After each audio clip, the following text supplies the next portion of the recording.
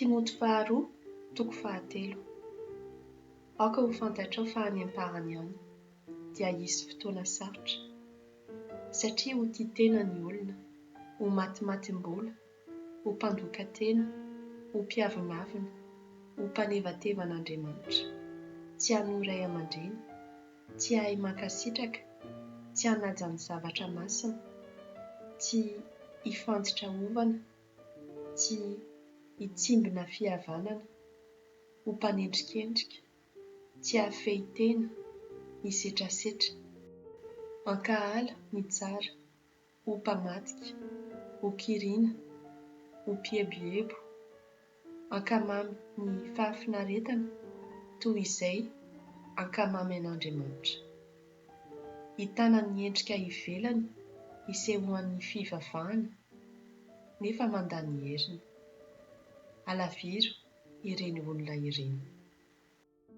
Fa isan'ireny izay misokosoko maditra an-tranon'olona ka mamibabo vehivavy adala, hivangongo ampahotana sy hifandrory tampilana maro, vehivavy mianatra lalandava nefa tsy afaka hahalala ny fampianarana mari-pototra na oviana na oviana.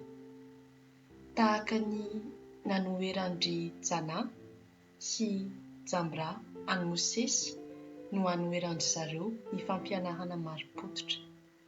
Fa ireo dia olona efa maloto saina ary ny finoana efa tsy azo antoka.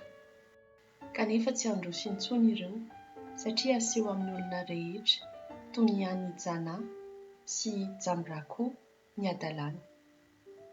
Fa ianao kosa efa nanaraka tsara ny fampianarako, ny fitondrantenako, ny fotom-pisainako, ny finoako, ny fandeferako, ny fitiavako, ny faharetako, ny fanenjehanay ary ny fijaliana nanjo ahy. Fantatrao avokoa izay niatra tamiko tany Antiokia, tany Ikonioma, tany Listra, mba amin'ireo fanenjehana nianjady tamiko, kanefa dia nahafahany tony tamin'izany rehetra izany aho. Eny, izay te hiaina araka ny maha-mpivavaka tafaray amin'ny Kristy Jesosy dia ho enjehina.